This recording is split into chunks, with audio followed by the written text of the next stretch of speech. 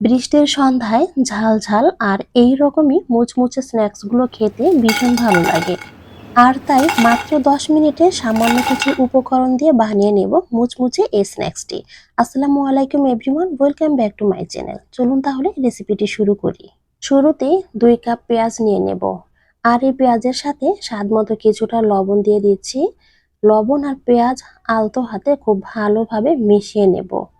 এই কাজটি অবশ্যই আলতো হাতে করবেন, তা না হলে পেঁয়াজগুলো কিন্তু একদম নেতিয়ে গিয়ে বেশি বেশি পানি ছাড়তে শুরু করবে।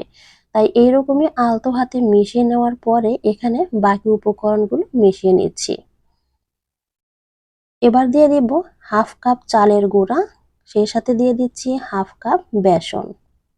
এবার দিয়ে দিব 1 টেবিল চামচ রসুন কুচি, ঝালের জন্য বেশ কিছু কাঁচামরিচ কুচি, আর সুন্দর একটি কালার আনার জন্য দিয়ে দিচ্ছি 1 চা চামচ হলুদ গুঁড়া, 2 চা চামচ দিয়ে দিব মরিচ গুঁড়া।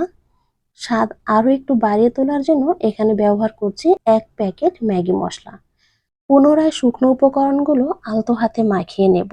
এখানে কোনো রকমের পানি ব্যবহার করা যাবে না। তবে শুরুর দিকটা এরকমই একটু শুকনো আর টাইট মনে হবে। কিছুক্ষণ মাখিয়ে নিলেই দেখা যাবে পেঁয়াজের গা থেকে অনেকটা পানি ছেড়ে দিয়েছে।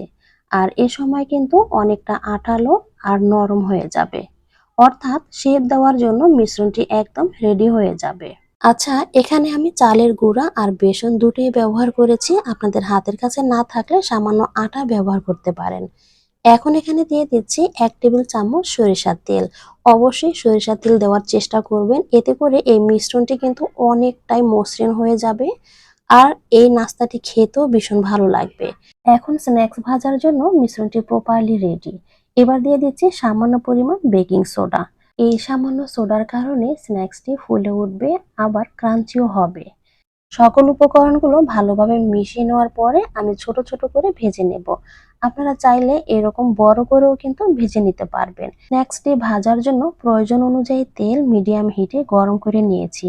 এবার মিশ্রণটি থেকে অল্প অল্প করে গরম তেলে দিয়ে ভেজে নেব।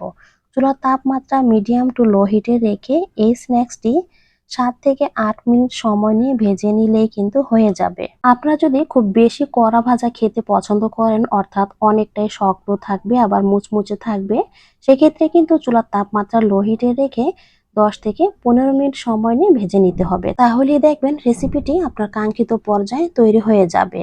আমি খুব বেশি মুচমুচে করব না, উপরের অংশটা সুন্দর একটা কালার চলে আসবে, অর্থাৎ উপরে কিছুটা ক্রাঞ্চি ভাব চলে আসবে আর ভিতরে অনেকটা সফট থাকবে, অর্থাৎ জুসি। এমন অবস্থাতেই আমি নামিয়ে নেব। বৃষ্টির সময় এমন হয় না যে ঘর থেকে বের হতেই ইচ্ছে করে না, তখন হাতের কাছে যা থাকুক তা দিয়ে কিন্তু এরকম সহজভাবে রেসিপিগুলো ট্রাই করতে পারেন। আশা করি সহজ আর ছোট ছোট এই ভিডিওগুলো আপনাদের কাছে অনেক বেশি ভালো লাগে। রেসিপিটি ভালো লাগলে অবশ্যই একটি লাইক দিবেন আর সাবস্ক্রাইব করে চ্যানেলটির পাশেই থাকবেন। এবার তাহলে তেল ঝরিয়ে তুলে নিচ্ছি।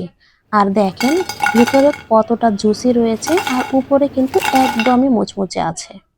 এই ভিডিওটি যদি ফেসবুক থেকে দেখে থাকেন তাহলে অবশ্যই পেজ ফলো দিবেন। আবারও সহজ আর নতুন কোনো রেসিপি নিয়ে আপনাদের সাথে কথা হবে। ততক্ষণ সবাই ভালো থাকেন। আল্লাহ হাফেজ।